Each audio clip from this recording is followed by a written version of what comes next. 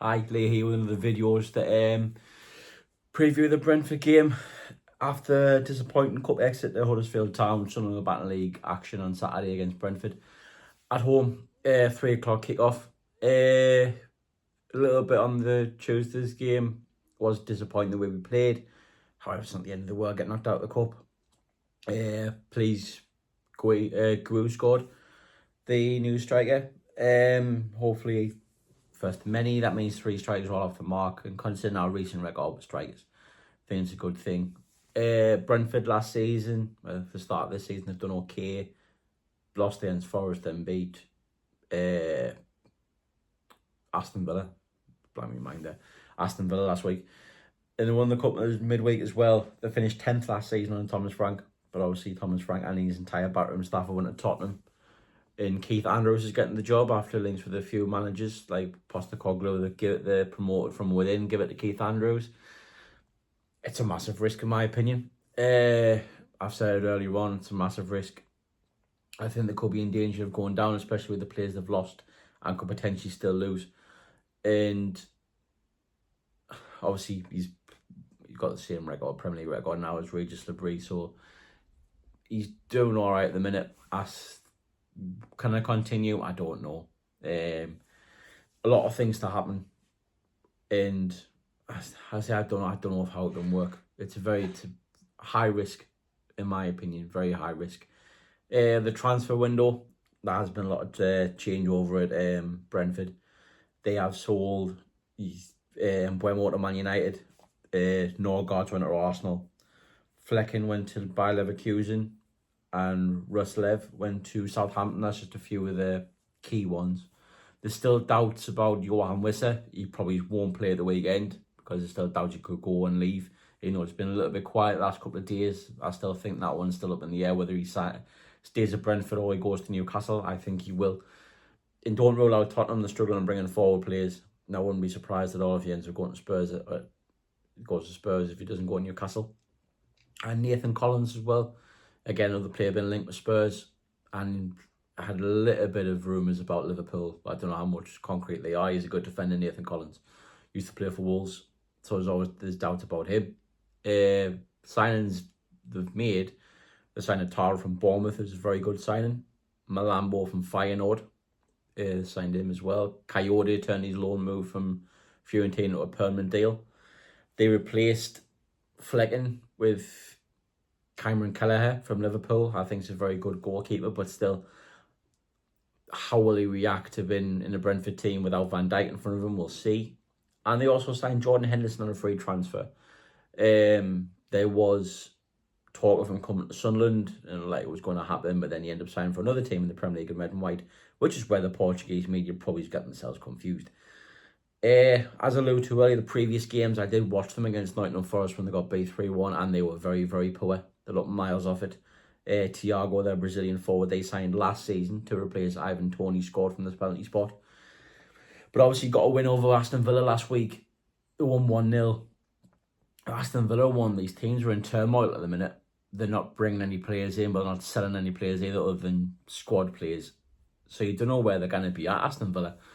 You don't know what they're going to do in the remaining time in the transfer window. So I don't know, they're a little bit of turmoil. They weren't great against Newcastle.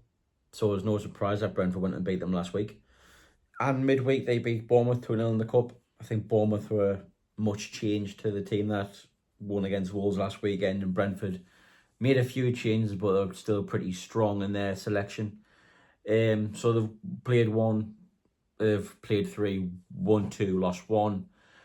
And they're in good form, but still a good chance for Sunderland to go and win a game. Obviously, it's a home game. You should home game against a team that are in or around you. You should be looking to go and pick up 3 points against it, in my opinion. Is it the end of the world if we get beat? No, but it does put a little bit of doubt in people's minds if we have the ability to stay up if we go and get beat off it. Another relegation rival, especially at home, without trying to pour gasoline in any fires. It still isn't worth a meltdown or anything like that, but it could cause a little bit of doubt. I think a draw would be a good result. 4 points out of the first 9 would be very good first return. Then you've got the international break where you can gel more players in. And then you've got Palace after that, and Aston Villa after that as well. Again, if Aston Villa don't sign anyone to continue their poor form, be the good time to play Aston Villa. You don't know how Palace are going to react losing Eze. Yeah, they're bringing in a player from Villarreal, but you don't know how he's going to react to the Premier League. I think Mark Gay will end up going to Liverpool, so it depends who they bring in to replace him. So you never know. You're seeing you playing teams at the right time, but no time is the right time to play anybody, I suppose. The danger men for Brentford, in my opinion, is Dango Ouattara. Obviously, just recently signed from Bournemouth. As he scored last week, he has 10 goals in 82 Premier League games if you include his spell at Bournemouth. He was managed by Regis Lebris at Lorient. He was one of his main men, and was one of the people who got pulled under him in his second season when he left to go to Bournemouth.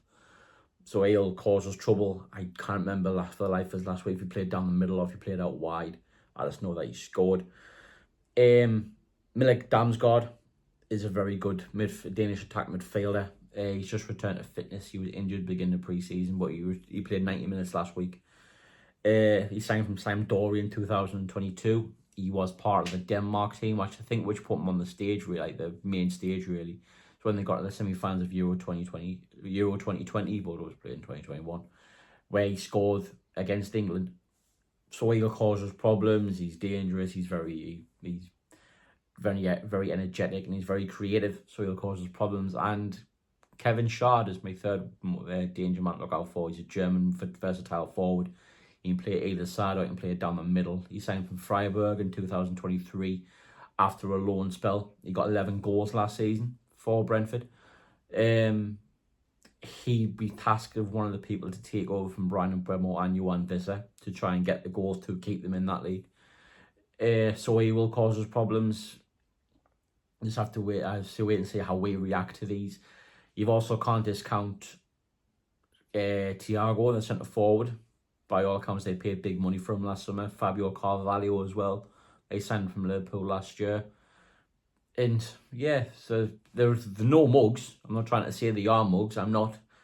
But it's a game I think Sunderland should be looking to go out there and win if we want to stay in the Premier League. Even though there's only 3 games in, we should be looking to win it.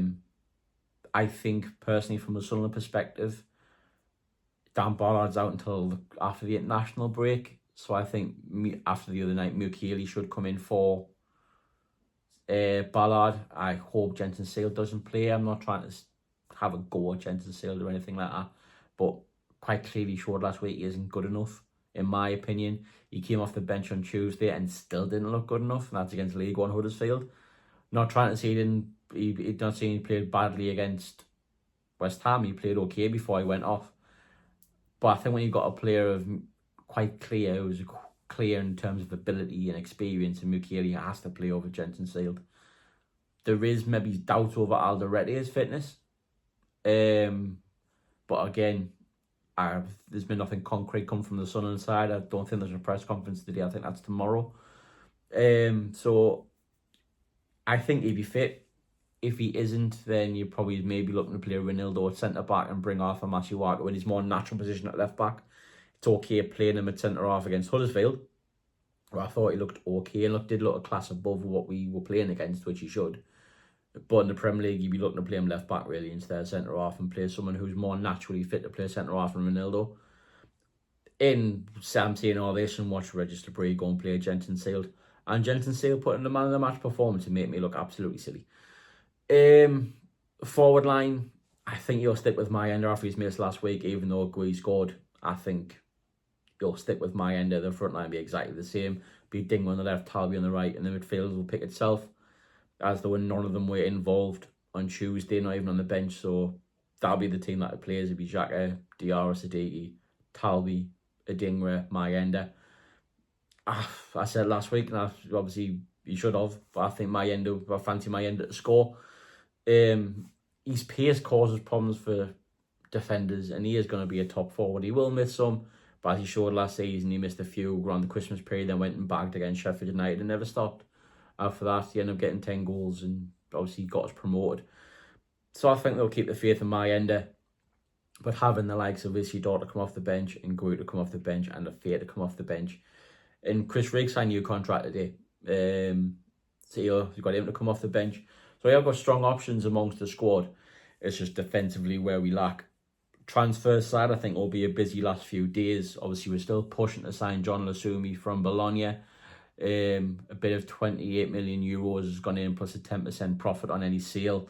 Apparently, it came out today that Bologna are willing to accept that as long as they bring a replacement in. So fingers crossed for Bologna signing a centre half. I think once they get the go ahead from that, I think John Lasumi will be a Sunderland player very soon.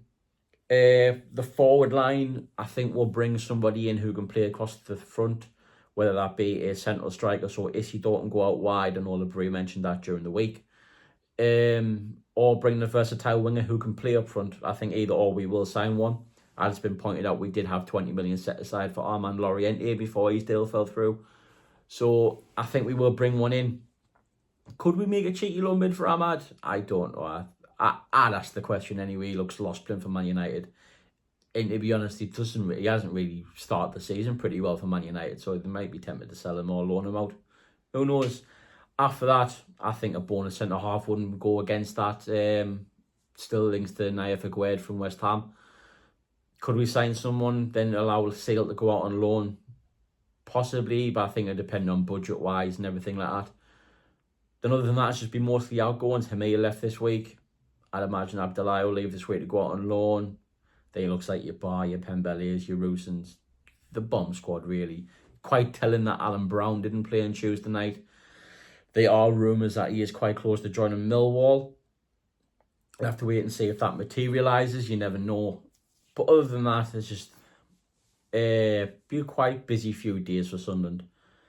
The score prediction for Saturday, I'm going to go 2-1 Sunderland. I fancy us to win the game. Would a draw be a bad result? No. But on the flip side, a defeat would be disappointing, but yet not catastrophic. So again, let's remain calm, keep the faith, and make sure everything, as the song goes, Sunderland AFC will be all right. Thanks for all the interaction and everything on the videos. Keep viewing them, keep liking them, keep leaving comments. Just hope you enjoy them. I'll be back Sunday with a review of the Brentford game.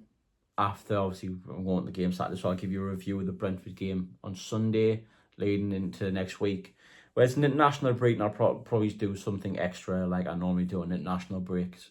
So I have to wait, so that'll come. Hope you have a good weekend. Let's hope Sunderland pick up 3 points. How are the lads?